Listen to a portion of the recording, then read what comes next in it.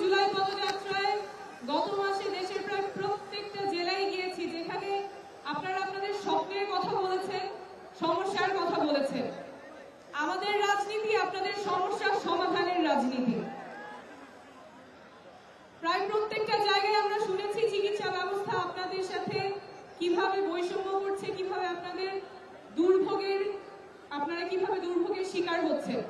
আমরা এমন চিকিৎসা ব্যবস্থা গড়ে তুলব যাতে টাকার অভাবে কেউ চিকিৎসা থেকে বঞ্চিত না হয়। আমরা এমন জরুরি চিকিৎসা ব্যবস্থা গড়ে তুলব যাতে করে হাসপাতালে পৌঁছানোর আগেই অ্যাম্বুলেন্সে জীবন রক্ষাকারী চিকিৎসা শুরু করা যায়। আমরা এমন ব্যবস্থা গড়ে তুলব যাতে বাংলাদেশের প্রত্যেকটা নাগরিকের স্বাস্থ্য তথ্য ডিজিটালি সংরক্ষিত থাকে, ইলেকট্রনিক হেলথ রেকর্ড থাকে, আর কখনো আপনাদের স্বাস্থ্য তথ্য হারাবে না।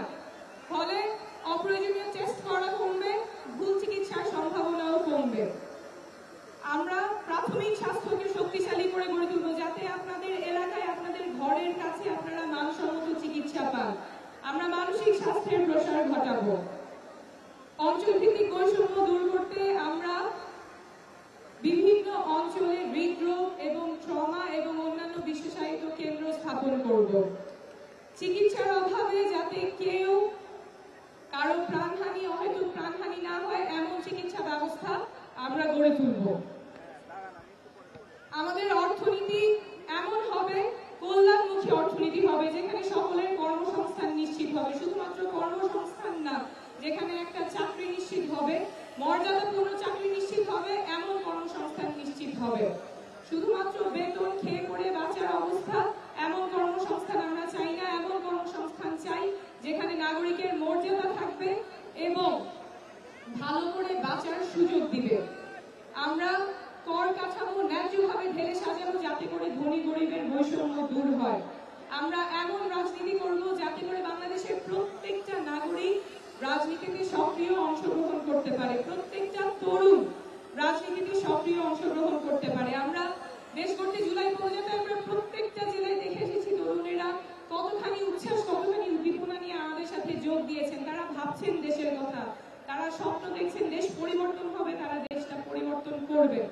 কিন্তু বারবার আমরা শুনছি তরুণদেরকে হেয় করা হচ্ছে, ছোট করা হচ্ছে, তরুণরা দেশ নিয়ে বোঝে না, তারা পরিবর্তন আনতে পারবে না।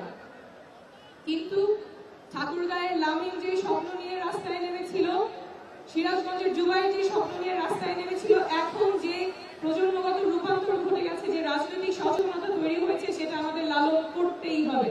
আমাদের তরুণ প্রজন্মকে আর আশাহত করা যাবে না, তাদের স্বপ্ন ভঙ্গ করা যাবে না, তাহলে জাতি আবার সংকটের মুখে পড়বে। তরুণদের স্বপ্ন লালন করতেই হবে এবং তরুণদের বাংলাদেশ নতুন বাংলাদেশ হবে। আমরা এমন রাজনীতি করব যাতে করে নারীরা সক্রিয় অংশগ্রহণ করতে পারে। ভোলার সুমাইয়া যখন রাজনীতি করতে আসে তখন তার বাবা মার চিন্তা করতে হবে না রাজনীতিতে আমার মেয়েটা নিরাপদ থাকবে কিনা। সুমাইয়া রাজনীতি করতে পারবে, দেশের জন্য সক্রিয়ভাবে রাজনীতি এবং দেশ গঠনে অংশগ্রহণ করতে পারবে। আমরা এমন রাজনীতি করব যেখানে আমাদের প্রবাসী ভাইয়েরা যারা দেশ গঠনে ভূমিকা রাখতে চান, যারা নির্বাচনে ভোট দিতে চান, তাদের সেই ব্যবস্থা আমরা নিশ্চিত করব। আমরা এমন রাজনীতি করব যেখানে সকল নাগরিকের অধিকার সংরক্ষিত থাকবে, সমুন্নত থাকবে। কোন দলের, কোন পক্ষের, কোন গোষ্ঠীর, কোন পরিবারের কাছে দেশের স্বার্থ আটকে থাকবে না। দেশ হবে সকল নাগরিকের, সেই রাজনীতি আমরা করব। সকলকে ধন্যবাদ।